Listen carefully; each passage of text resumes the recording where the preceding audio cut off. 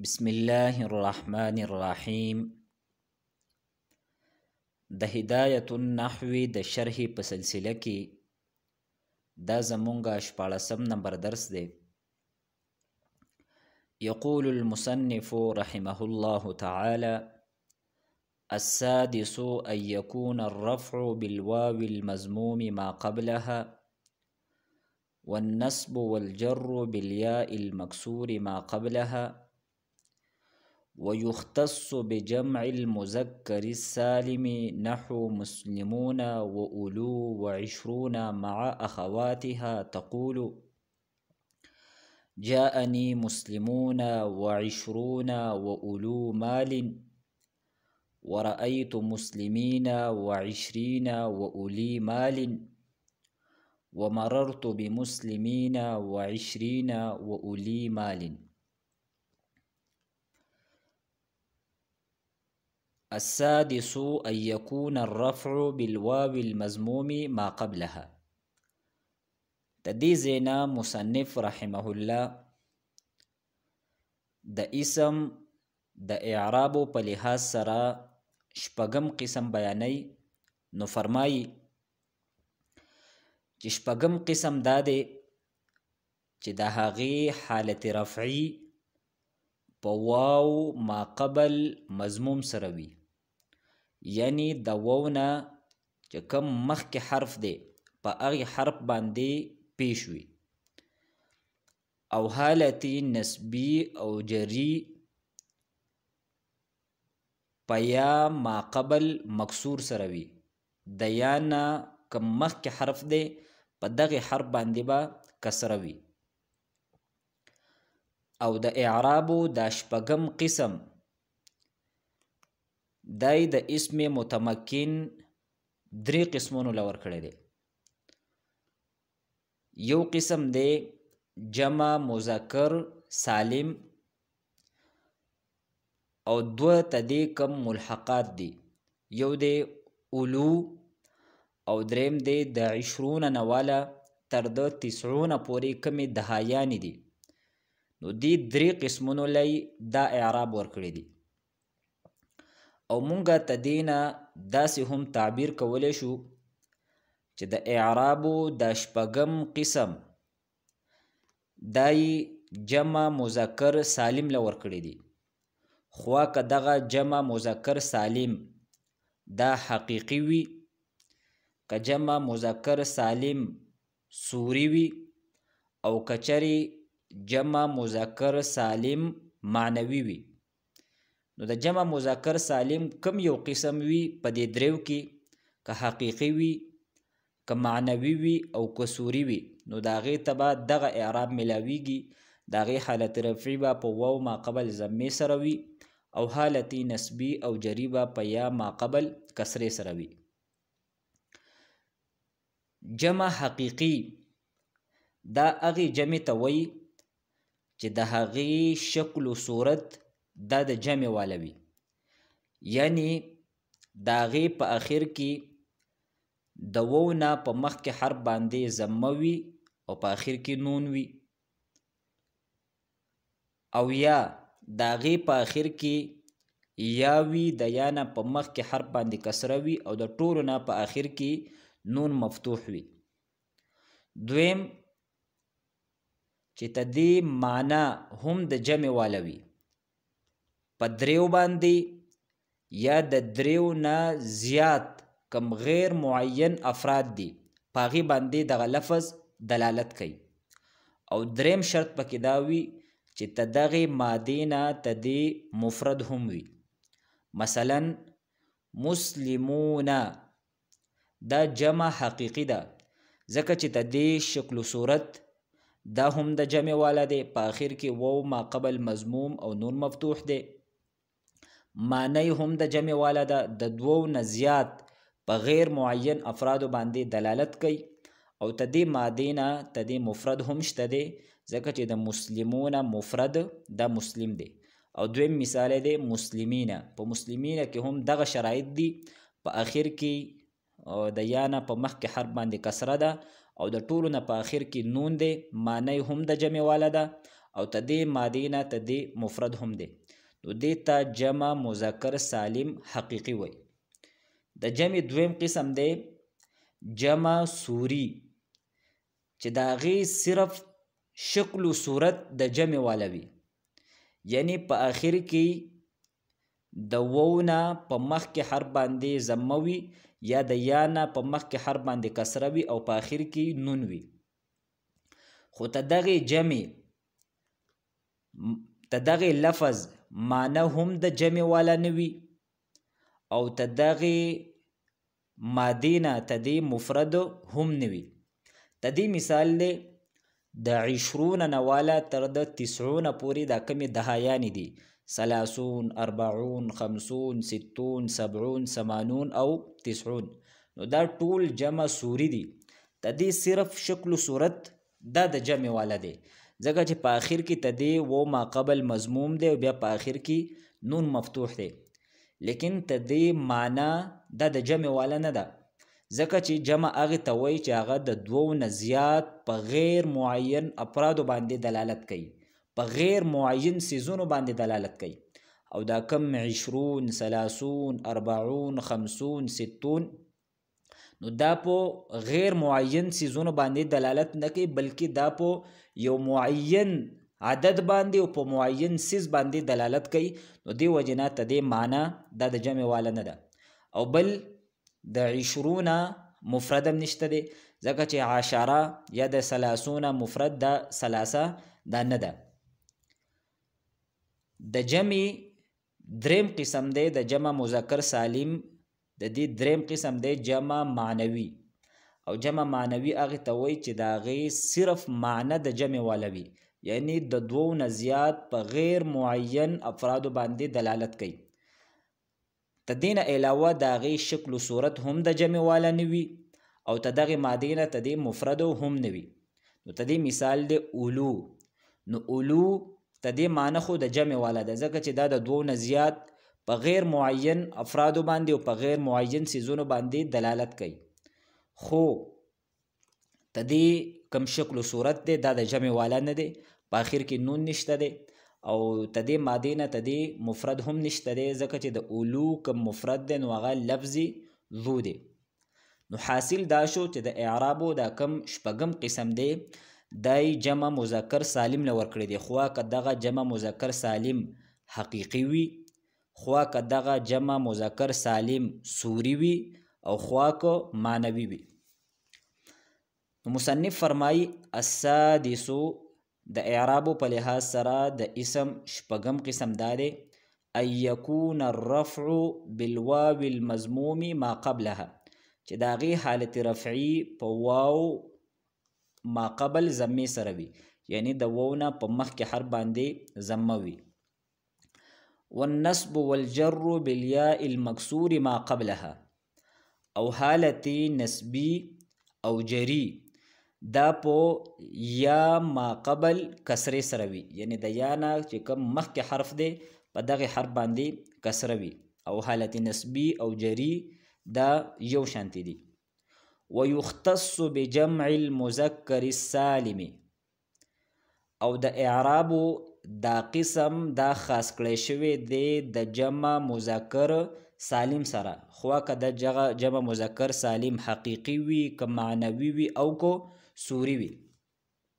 خو دلته به مونږه دا خبره یاد ساتو چې دلته د جمع مذکر سالم نه لغوي جمع مراد نه ده چې دغه جمع به صرف د مذکر وي، بلکې دلته د جمع مذکر سالم نه مراد هغه جمع ده چې د هغې په اخر کې په حالت رفعي کې د وو نه په مخکې حرف باندې ضمه وي او بیا په اخر کې نون وي، او په حالت نسبی او جری کې د هغې په اخر کې د یا ما قبل کسره وي او په اخر کې نون وي. خوا که ته دغې جمع کم مفرد دی دا که مذکر وي او که مؤنث وي، لہذا سنون، ارزون او ثبون او قلون دا الفاظ دا جمع مذکر سالم دي، اگر چې ته دې کم مفردات دي نو هغه مؤنث دي، ځکه چې د سنون مفرد دی سنتون، د ارزون مفرد دی ارزتون، او د ثبون تدې مفرد دی سبتون، او د قلون تدې مفرد دی قلتون. نو دا مؤنث دی لیکن تدې کما جمع ده نو هغه مذکر ده. نو دلته د جمع مذکر سالم نه مراد هغه جمع ده چې د هغې په آخر کې واو ما قبل ضمه یا ما قبل کسره او په آخر کې نون وي. ويختص بجمع المذكر السالم نحو مسلمون، دا د جمع مذکر سالم حقیقی مثال لی.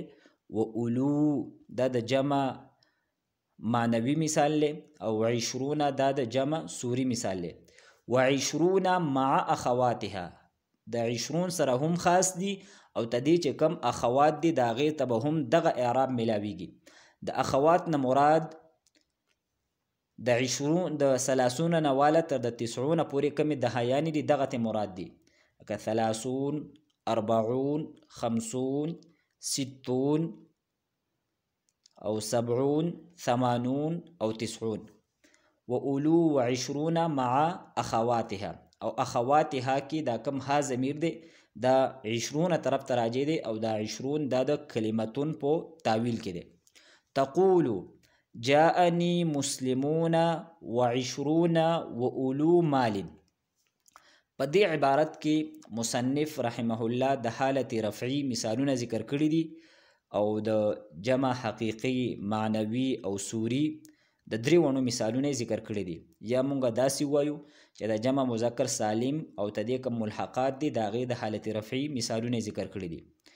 نو جاءني مسلمون دا د جمع مذکر سالم حقیقی مثال لی. نو تدې حالت رفعی دا په واو ما قبل ضمې سره ده او حالت رفعی کې دا ځکه دی ځکه چې دا په ترکیب کې فاعل واقع کیږي. 20 دا هم په حالت رفعی کې دی، نو دې وجې نه تدې حالت رفعی په واو ما قبل ضمې سره دی او دا د جمع سوری مثال دی. و اولو مال، اولو دا د جمع معنوي مثال دی چونکې دا په حالت رفعی کې دی، نو دې وجې نه تدې حالت رفعی په واو ما قبل ضمې سره دی. ورأيت مسلمین و 20 و اولی مال.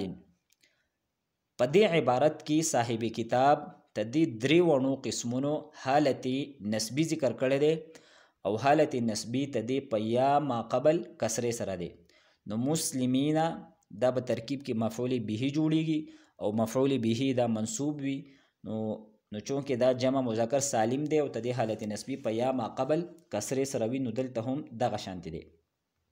و 20 دا هم په حالت نسبی کې دی او اولی دا هم په حالت نسبی کې دی، نو دی وجنه تدې حالت نسبی په یا ما قبل کسرې سره دی. و مررت بمسلمین و 20 و اولی مال. په دې عبارت کې صاحب کتاب تدې درې وړو قسمونو حالت جری ذکر کړی دی، نو ځکه چې په دې باندې با حرف جار داخل شوی دی او تدې درې وړو حالت جری دا په یا ما قبل کسرې سره دی، د مسلمین د 20 او د اولی مال هم. نو خلاصه تدې سبق دا شوه چې د اعرابو په لحاظ سره د اسم شپږم قسم دا دی چې د هغې حالت رفعی په واو ما قبل ضمې سره وي، حالت نسبی او جری په یا ما قبل کسرې سره وي، او د اعرابو دا قسم یې ورکړی دی جمع مذکر سالم له او تدې ملحقاتو له. تدې ملحقاتو نه مراد جمع معنوي او جمع سوری ده. او بیا مصنف تدغې مثالونه ذکر کړل. بیا مصنف فرمایي واعلم ان نون التثنیة مکسورة ابدا ونون جمع السلامة مفتوحة ابدا وكلاهما تسقطان عند الإضافة. تقول جاءني غلام زيد ومسلم مصر. مصنف رحمه الله په دې عبارت کې دو اهمي قاعدې دا د تثنیه او د جمع په باره کې ذکر کړي دي. لومبۍ قاعده دا ذکر کړي ده چې د تثنیه نون دا به د همیشه د پاره مکسور وي. د همیشه نه مراد دا دی خوا که دغه تثنیه په حالت رفعی کې وي، که په حالت نسبی کې وي او که په حالت جری کې وي، په درې وړو حالتونو کې به د تثنیې نون دا به مکسور وي، یعنی تدې د لاندې به زیر وي. مثلا د حالت رفعی مثال لی جاءنی رجلانی، د حالت نسبی مثال لی رأیت رجلین، او د حالت جری مثال لی مررت برجلین. نو دلته په دې درې وړو حالتونو کې رجلانی، رجلین او رجلین د تثنیې دا کم نون دی نو دا مکسور دی. دغه شانتې مصنف فرمایي چې د جمع سالم کم نون دی نو دغه نون دا به د همیشه د پاره مفتوح وي، د تثنیې نون دا به مکسور وي، خو د جمع سالم کم نون دی نو دغه نون به د همیشه د پاره مفتوح وي، خو که په حالت رفعی کې وي، که په حالت نسبی کې وي، او که په حالت جری کې وي. د حالت رفعی مثال له جاءنی مسلمون، د حالت نسبی مثال له رأیت مسلمین، او د حالت جری مثال له مررت بمسلمین. په درې وړه حالتونو کې دغه جمع سالم د نون دا مفتوح دی. خو دلته پکې مصنف دا قید ولګاو ونون جمع السلامه، چې د جمع سالم نو په دې قید سره مصنف احتراز وکړو د جمع مکسر نه، ځکه چې د جمع مکسر کم نون دی دا چې څنګه مفتوح کېدی شي نو هغه دغه شانتې مرفوع او مجرور مکسور هم کېدی شي. بیا مصنف رحمه الله فرمایي وکلاهما تسقطان عند الاضافه، چې د تثنیې نون وي او که د جمع نون وي نو په دې کې دا خبره مشترک ده چې دغه دواړه نونونه د اضافت په وخت کې د غورځېږي. چې کله د تثنیې یا د جمع سالم مونږه اضافت کو یو بلې کلمې طرف ته نو د اضافت د وجې نه دغه نون د به غورځېږي. اوس مصنف رحمه الله ته د دویمې قاعدې په مثالونو سره وضاحت کوي. نو فرمایي تقول جاءنی غلام زید. نو دلته د غلام دا په اصل کې د غلامان تثنیه ده، نو ته دغه غلامان اضافت مونږ کو زید طرف ته، نو د اضافت د وجې نه به دغه د تثنیې نون دا به غورځېږي، نو د غلامان نه به شي غلام زیدین. ومسلمو مصر دا اوس د جمع سالم مثال دی. نو دلته د جمع سالم اضافت شوی دی مصر طرف ته، نو د اضافت د وجې نه تدې د نون دا غورځېدلی دی ځکه چې دا په اصل کې و مسلمونه، نو د مسلمونه اضافت مونږ مصر طرف ته کو، نو د اضافت د وجې نه دغه نون دا وغورځېد. اوس راځو مونږ د عبارت حل تدې ترکیب له، او په دې کې چې کوم نحوي فواید دي نو د الله جل شانه په توفیق او په فضل سره به دغه مونږ ذکر کوو. السادسو دا صفت دی د الصنف موصوب محذوب د پاره، نو موصوب صفت دا مبتدا ده. ان يكون الرفع بالواو الناصبه يكون فعل ناقص، الرفع دا تدې د پاره اسم دی مرفوع دی په ضمه سره، بالواو المضموم ما قبلها دا جار مجرور دا ولا د يكون فعل ناقص د پاره خبر جوړیږي. با حرف جار، الواوی دا موصوف دی، المضمومی په دې کې د الف لام په معنا د التی اسم موصول دی، مضموم دا د اسم مفعول صيغه ده، ما دا اسم موصول، قبلها مضاف مضاف الیه دا مفعول فیه ده، د ثباتا فعل محذوب ده پاره، نو ثباتا فعل محذوب اپنے فاعل اور مفعول فیه سے مل کر دا صله شو د ما موصول ده پاره، او موصول صله دا نائب فاعل ده د مضموم اسم مفعول ده پاره، نو بیا اسم مفعول اپنے نائب فاعل سے مل کر دا صله ده د التی اسم موصول ده پاره، او موصول صله دا بیا صفت ده د الواوی موصوب ده پاره، نو موصوب صفت دا مجرور دی د با جار ده پاره. والنصب والجر بالیاء المکسور ما قبلها، د والنصب والجر تدی عطف دی په الرفع باندې، نو څنګه چې الرفع مرفوع ده نو دقه شانتي النصب او الجر دا هم مرفوع دي ځکه چې دا هم د یکون د پاره اسم جوړیږي، او بالیاء المکسور ما قبلها تدی عطف دی په بالواو المضموم ما قبلها باندې، او څنګه چې داغه ترکیب مونږ وکړو نو دغه شانتي تدی ترکیب هم دی.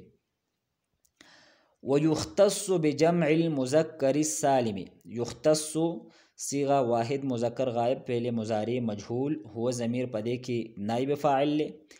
با حرف جار جمعی مضاف المذکر السالم دا موصوف صفت دا ولا مضاف الیه ده. نو مضاف الیه مجرور د با جار د پاره او جار مجرور دا متعلق ده په یختص فعل پورې او المذکر السالم دا ځکه موصوف صفت ده چې دوه اسمونه دي دواړه مذکر دي په افراد تثنیه جمع او تذکیر او تانیث کې په خپل منځ کې موافق دي نو دی وجنا مذکر موصوف دی او السالم دا ولا صفت دی او د موصوف صفت اعراب دا یو شانتی وي. نحو مسلمون وأولو وعشرون مع أخواتها تقول جاءني مسلمون وعشرون وأولو مال.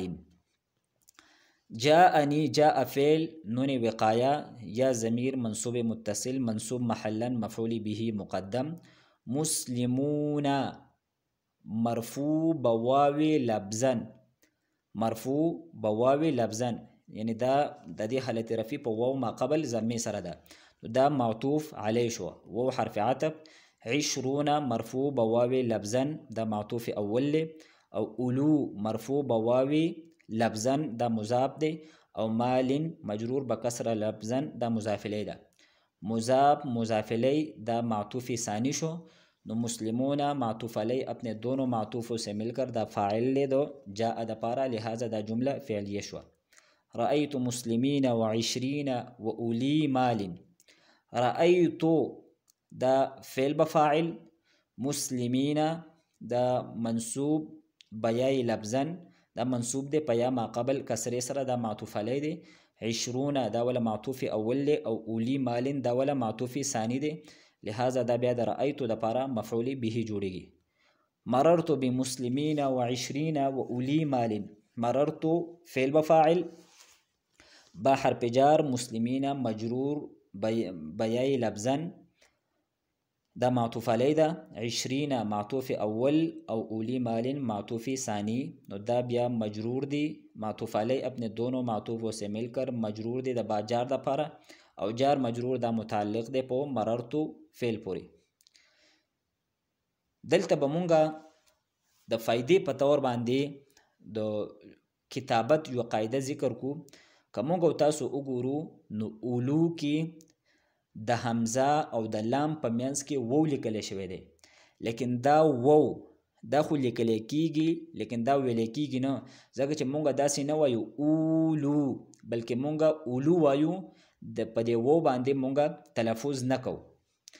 نو ته دې وجه دا ده چې د اولو کې د حمزه او د لام په منځ کې دا وو دا ځکه لیکل کیږي چې په حالت کچره بالفرض د دې دوړو په منځ کې دا وو نه وي نو بیا په حالت نسبی او په حالت جری کې ته د التباس راتلو د الا سره کچره په دغه اولی باندې په حالت نسبی او جری کې اعراب نه وي او د حمزه او د لام په منځ کې وو نه وي نو بیا ته د التباس راتلو د الا سره ځکه چې الا هم دغه شانتي لیکل کیږي. نو ته دغه التباس نه د بچ کېدلو د پاره په حالت نسبی او جری کې د وو لیکل دا ضروری او بیا د هغې د موافقت د پاره په حالت رفع کې هم وو لیکلی شو. بیا مصنف فرمایی واعلم ان نون التثنیة مکسورة ابدا و نون جمع السلامة مفتوحة ابدا. واعلم تدې په شروع کې چې دا کمه حمزه ده دا حمزه وصلی ده دا د کلام په منځ کې غورځېږي نو موږ به اعلم نه وایو بلکې موږ به واعلم وایو او دا هم د هغې صیغو نه ده په کومو صیغو کې چې د همیشه دپاره ضمیر مستتر وي یعنی واجب الاستتار وي او دا قاعده مخکې موږ ذکر کړې وه چې د فعل مضارع د فعل امر او د فعل نهي درې صیغې داسې دي چې په هغې کې د همیشه دپاره ضمیر دا پټ وي یو د واحد مذکر حاضر صیغه ده یو د واحد متکلم ده او بله د جمع متکلم ده. نو دلته دا اعلم دا د واحد مذکر حاضر صیغه ده او په دې کې انت ضمیر مستتر دا ولا فاعل له.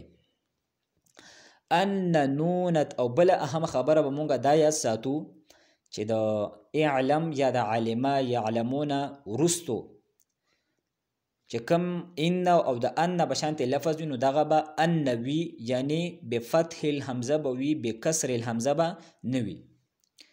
واعلم ان نون التثنیه مکسوره ابدا. ان د حرف از حروف مشبه بالفعل، نو دا اسم منصوب غواړي او خبر مرفوع غواړي. نو نون التثنیه دا مضاف مضاف الیه دا ولا اسم دی، او مکسوره مرفوع بضمه لفظا دا ولا خبر دی. او د ابدن دا دو مکسوره د پاره مفعول فيه جوړیږي. وو حرف عطف. او نون جمع السلامتی دا عطف دی په نون التثنیه باندې. نو څنګه چې نون التثنیه د ان د پاره اسمو، نو دغه شانتي د نون جمع السلامتی دا د ان د پاره اسم دی، او مفتوحه ولا خبر دی، او دا عطف دی په مکسوره باندې. او ابدن دا بیا د مفتوحه د پاره مفعول فيه جوړیږي. نون جمع السلامتی دا په خپل منځ کې مضاف مضاف الیه جوړیږي، او مخکې هم موږ قاعده ذکر کړې وه. نو دلته درې اسمونه دي، او کم دریم نمبر اسم دی، نو په دې باندې الف لام داخل شوي دي. او تدې نه چې مخکې دا کم دو اسمونه دي په دې باندې الف لام نشته دي، نو دا په خپل منځ کې مضاف مضاف الیه جوړیږي. نون مضاف دی جمع طرف ته، او جمع د نون د پاره مضاف الیه دی، خو د السلامتی د پاره مضاف دی، او السلامتی دا مضاف الیه ده. وکلاهما تسقطان عند الاضافه. کلاهما، کلا دا مرفوع دی په الف سره، او د دې اعراب دا موږ پرون ذکر کړیو چې کله کلا په حالت رفع کې وي نو دا به مرفوع وي په الف سره. نو کلا مرفوع به الف لفظا دا مضاف دی، او هما دا مضاف الیه ده. نو مضاف مضاف الیه دا مبتدا ده. تسقطان دا فعل، او په دې کې دا کم الف دی نو دا ولا فاعل، او عند الاضافه دا مضاف مضاف الیه دا مفعول فيه دی. نو فعل اپنے فاعل اور مفعول فيه سے مل کر دا خبر دی د کلاهما مبتدا لپاره. او دلته هم چې کله د معرفې نه بعد، چې کله د معرفې نه بعد فعل راشي، نو معرفه عام طور باندې مبتدا جوړیږي، او دغه فعل دا ولا خبر جوړیږي. نو دلته هم دغه شانتی ده. تقول جاءني غلام زید. جاء فعل نون وقایا یا مفعول به ده، او غلام دا مرفوع دی په الف سره، ځکه چې دا تسنیه ده، او د تسنیه حالت رفع په الف سره وي. او زیدین دا ولا مضاف الیه ده، نو مضاف مضاف الیه دا فاعل دی دو جاء دپاره. او مسلمو مصرین، مسلمو دا مرفوع دی په واو ما قبل ضمې سره، دا مضاف دی، او مصرین مضاف الیه دی، او دا بیا عطف دی په غلام زیدین باندې. یو ځل مونږ بیا دا عبارت ذکر کوو. السادس أن يكون الرفع بالواو المضموم ما قبلها والنصب والجر بالياء المكسور ما قبلها. د اعراب په لحاظ سره د اسم شپږم قسم داري چې د هغې حالت رفع په واو ما قبل ضمې سره وي، حالت نسبي او جري په یا ما قبل کسرې سره وي. او د اعراب دا قسم خاص دی د جمع مذکر سالم سره. او مثالونه دي مسلمون دا د جمع مذکر سالم حقیقي مثال دی، اولو د جمع معنوي مثال دی، او عشرون مع اخواتها دا د جمع سوري مثالونه دي. تقول جاءني مسلمون وعشرون واولو مال دا د حالت رفع مثالونه دي. ورأيت مسلمين وعشرين واولي مال دا د حالت نسبي مثالونه دي. ومررت بمسلمين وعشرين واولي مال دا د حالت جني مثالونه دي. واعلم ته په دې خبره باندې ځان پویه کا چې د تثنیې نون دا به د همیشه دپاره مکسور وي، یعنی په درې وړه حالاتو کې. او د جمع سالم کم نون دی نو دا به په درې وړه حالتونو کې د همیشه دپاره مفتوح وي. او بله قاعده دا ذکر کوي وکلاهما تسقطان عند الاضافه. که د تثنیې نون وي او که د جمع نون وي، خو د اضافت په وخت کې به دغه غورځېږي. او ته دې مثالونه دي غلام زیدین، دلته د تثنیې نون د اضافت د وجې نه غورځېدلی دی. و مسلمو مصرین، دلته د جمع نون د اضافت د وجې نه غورځېدلی دی. و آخر دعوانا ان الحمد لله رب العالمین.